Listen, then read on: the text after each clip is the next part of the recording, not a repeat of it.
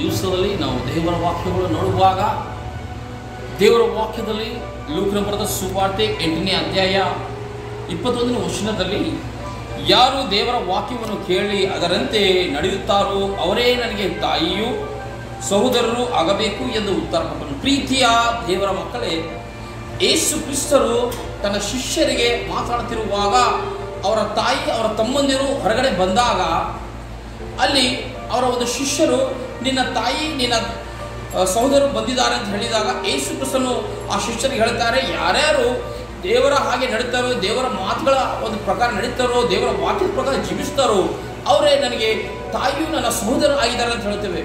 ದೇವರು ವಾಕ್ಯವು ಯೇಸು ಕ್ರಿಸ್ತರು ಹೇಳ್ತಾರೆ ಅಂತ ನಾವು ದೇವರ ವಾಕ್ಯದಲ್ಲಿ ನೋಡ್ತೇವೆ. ಪ್ರೀತಿಯ ದೇವರ ಮಕ್ಕಳೇ, ನಾವು ನೋಡುವಾಗ ಈ ಲೋಕದಲ್ಲಿ ನಾವು ಅಣ್ಣ ತಮ್ಮಂದಿರು, ಅಕ್ಕ ತಂಗಿದ್ರು, ನಮ್ಮ ಕುಟುಂಬವು ನಾವೇನು ಮಾಡ್ತೇವೆ ಅಂದರೆ ಒಬ್ಬರಿಗೋಸ್ಕರ ಒಬ್ಬರು ನಾವು ಪ್ರೀತಿ ಮಾಡುವರಾಗಿದೆ. ಆದರೆ ಯೇಸು ಕ್ರಿಸ್ತರು ಇಲ್ಲಿ ನಮಗೆ ಹೇಳ್ತಾರೆ, ಯಾರು ದೇವರ ಒಂದು ಮಾತಿನ ಪ್ರಕಾರ ನಡೀತಾರೋ, ದೇವರ ಒಂದು ಮಾತಿನ ಪ್ರಕಾರ ಜೀವಿಸ್ತಾರೋ ಅವರೇ ನನ್ನ ತಂದೆ ತಾಯಿ ನನ್ನ ತಮ್ಮಂದಿರು ಅಂತ ಹೇಳ್ತಾರೆ. ಹೌದು ಪ್ರಿಯರಾದ ದೇವರ ಮಕ್ಕಳು, ಯಾಕಂದರೆ ಈ ಲೌಕಿಕವಾಗಿ ಅವರು ಮಾತಾಡಿದ ಪ್ರಿಯರೇ, ಈ ಲೌಕಿಕದಲ್ಲಿ ನಾವು ನೋಡ್ತೇವೆ, ಲೋಕದಲ್ಲಿ ಅಣ್ಣ ತಮ್ಮ ಅಕ್ಕ ತಂಗಿ ಅಂತ ನಾವೆಲ್ಲರೂ ಜೀವಿಸುವರಾಗಿದ್ದೇವೆ. ಆದರೆ ಪರಲೋಕದಲ್ಲ ತಂದೆಯಾದ ದೇವರ ಹಾಗೆ ನಡೆಯುವವರು ಒಂದು ಅಣ್ಣ ತಮ್ಮಂದಿರು ನನ್ನ ತಾಯಿಯು ಅಂತ ಆತನು ಹೇಳ್ತಾನೆ. ಪ್ರಿಯರಾದ ದೇವರ ಮಕ್ಕಳು, ಇವತ್ತಿನ ಒಂದು ದಿವಸದಲ್ಲಿ ಯೇಸು ಕ್ರಿಸ್ತನ ಹಾಗೆ ನೀವು ಜೀವಿಸೋರಾಗಿದ್ದೀರಾ? ದೇವರ ಹಾಗೆ ಆತನ ಮಾತುಗಳ ಹಾಗೆ ನೀವು ಜೀವಿಸದೇ ಆಗಿದ್ದೀರಾ? ಅವರು ನಿಜವಾದ ದೇವರ ಮಕ್ಕಳಾಗಿದ್ದಾರೆ, ನಿಜವಾದ ದೇವರ ಒಂದು ಸಹೋದರರಾಗಿದ್ದಾರೆ ಅಂತ ನೋಡ್ತೇವೆ.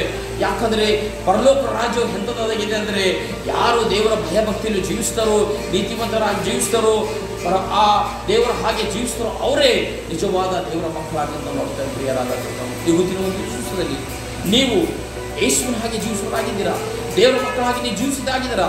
ನಿಮಗೆ ದೇವರ ರಾಜ್ಯ ಸಿಗ್ತಾರೆ ಅಂದರೆ ದೇವರ ವಾಕ್ಯದಲ್ಲಿ ನೋಡ್ತೇವೆ. ಪ್ರಿಯರಾದ ದೇವರ ಈ ಲೌಕಿಕವಾಗಿ ನಾವು ಜೀವಿಸಿದಾಗ ಈ ಲೋಕದ ಸಂಬಂಧಪಟ್ಟವರಾಗಿರ್ತೇವೆ, ನರಕದ ಒಂದು ಮಾರ್ಗದಲ್ಲಿ ನಡೆಯುವರಾಗಿದ್ದೇವೆ ನೋಡ್ತೇವೆ. ನೀವು ದೇವರ ಒಂದು ಮಾತಿನ ನಡೆಯುವುದಾದರೆ ಸ್ವರ್ಗದ ಮಾರ್ಗದಲ್ಲಿ ನೀವು ನಡೆದರಾಗಿದ್ದರೆ ನಾವು ದೇವರ ವಾಕ್ಯಕ್ಕೆ ನೋಡುವರಾಗಿದ್ದೇವೆ. ಪ್ರೀತಿಯ ಆತನ ಹಾಗೆ ನಡೀರಿ, ಆವಾಗ ನಿಮಗೆ ಪರಲೋಕ ಸಿಗ್ತದೆ ಅಂತ ದೇವರ ವಾಕ್ಯ ನೋಡ್ತೇವೆ.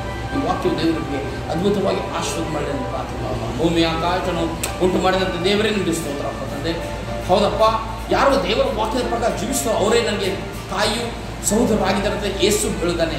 ಹೌದು, ಈ ಲೋಕದಲ್ಲಿ ಜೀವಿಸುವವರು ಲೌಕಿಕವಾದ ರೀತಿಯಲ್ಲಿ ನರಕದ ಬಾಗಿಗೆ ನಡೆಯುವರಾಗಿದ್ದಾರೆ ಅಂತ ನೋಡ್ತೇವೆ.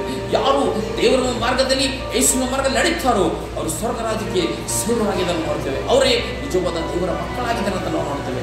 ಹೌದಪ್ಪ ತಂದೆ ಆದವರಿಗೆ ಕೇಳಿದಂಥ ವಾಕ್ಯಗಳು ಅವರ ಆತ್ಮದಲ್ಲಿ ಕಾರ್ಯ ಮಾಡಿ ನಡೆಸಿ ಯೇಸು ಕ್ರಿಸ್ತನ ನಾಮದಲ್ಲಿ ಪ್ರಾರ್ಥನೆ ಮಾಡ್ತೇನೆ ತಂದೆ. ಆಮೆನ್.